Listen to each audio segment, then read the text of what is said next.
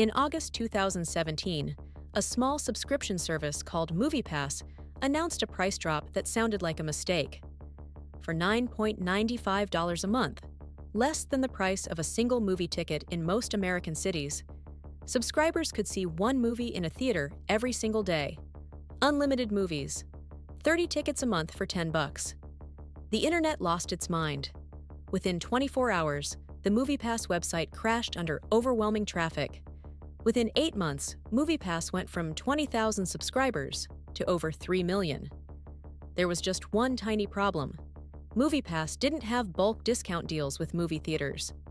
Every time a subscriber went to a theater, MoviePass paid full price for the ticket using a prepaid debit card. If a subscriber saw 4 movies a month in New York, MoviePass paid $60 for tickets and collected $9.95 from the user. MoviePass was losing $50 per customer every single month.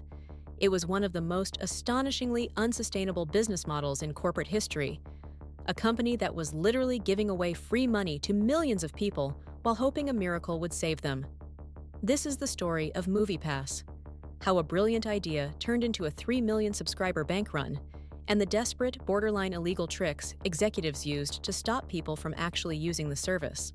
MoviePass was founded in 2011 by 2 tech entrepreneurs, Stacy Spikes and Hamid Watt.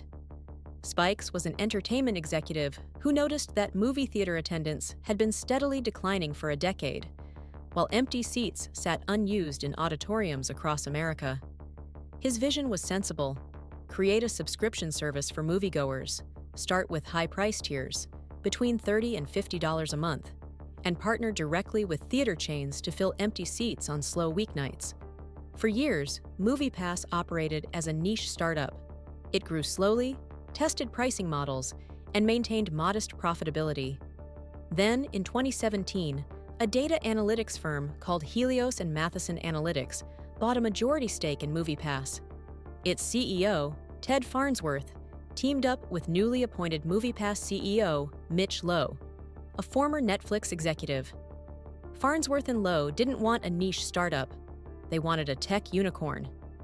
They believed that if they made MoviePass impossibly cheap, millions of people would sign up, giving them massive leverage over theater chains and a treasure trove of valuable user behavioral data. On August 15, 2017, they slashed the price to $9.95 a month. The subscriber surge was immediate and chaotic. MoviePass couldn't print debit cards fast enough.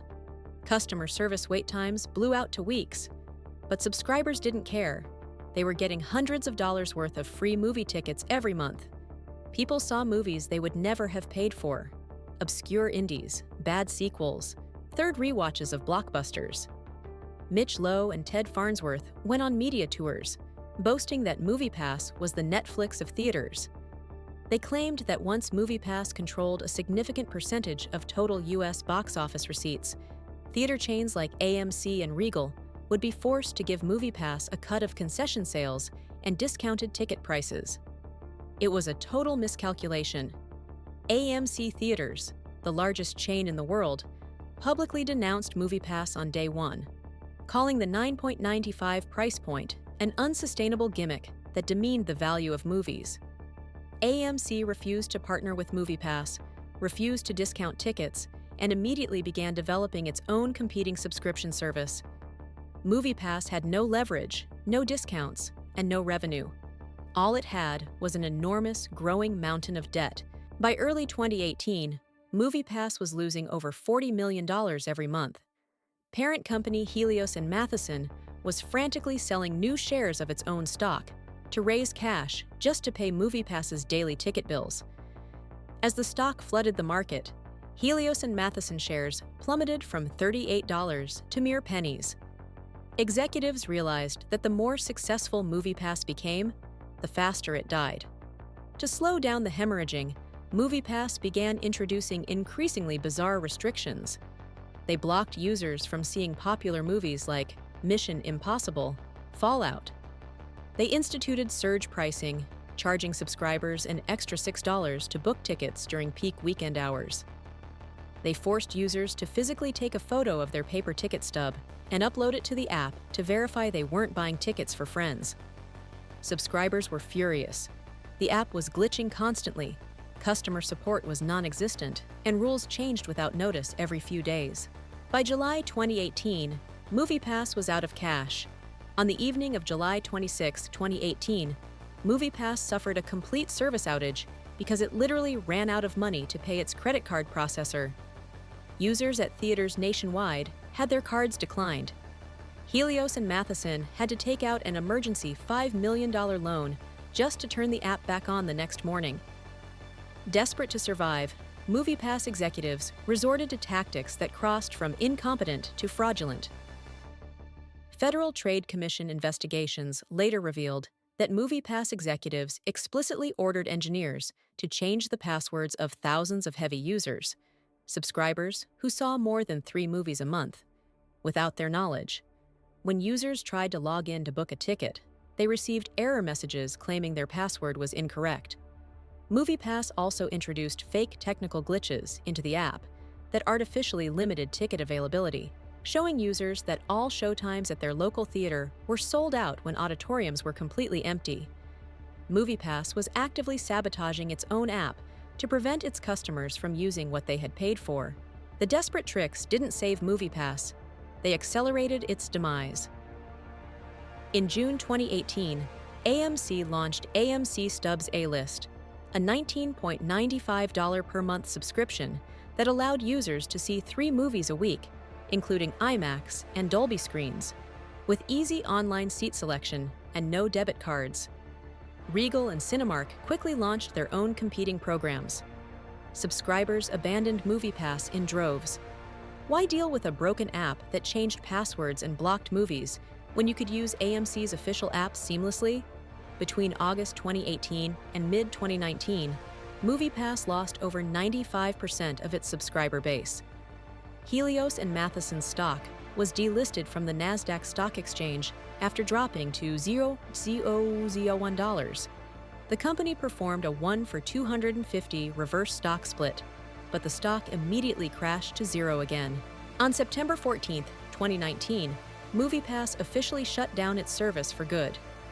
In January 2020, parent company Helios and Matheson filed for Chapter 7 bankruptcy liquidation. The legal fallout was swift and severe. In 2021, MoviePass executives settled with the Federal Trade Commission, agreeing to ban fraud practices and accept strict oversight. In November 2022, the U.S. Department of Justice criminally indicted former CEOs Ted Farnsworth and Mitch Lowe on charges of securities fraud and wire fraud. Federal prosecutors alleged that Farnsworth and Lowe lied to investors about how MoviePass made money and knowingly manipulated the app to prevent users from booking tickets. Original co-founder Stacy Spikes, who had been fired by Farnsworth in 2018 for opposing the 9.95 pricing strategy, bought back the MoviePass brand name at a bankruptcy auction for under $200,000. Spikes relaunched MoviePass in 2023 with a sustainable, credits-based pricing model. MoviePass was one of the greatest consumer bargains in history and one of the worst corporate strategies ever executed. It was built on the Silicon Valley fantasy of growth at all costs, the belief that if you capture enough users, unit economics don't matter because scale will somehow magically solve profitability. But unlike software platforms, where adding a new user costs $0, every new MoviePass user cost the company $15 per movie ticket. MoviePass proved that you can easily get 3 million people to sign up for a product if you sell $10 bills for $2. It fundamentally changed the movie industry, forcing theater chains to adopt subscription models that exist today. But MoviePass itself was consumed by the fire it lit. The $9.95 subscription gave millions of people a summer of unlimited cinema. But in corporate history, it stands as a monument to hubris, the company that tried to buy an industry with money it didn't have and paid the ultimate price.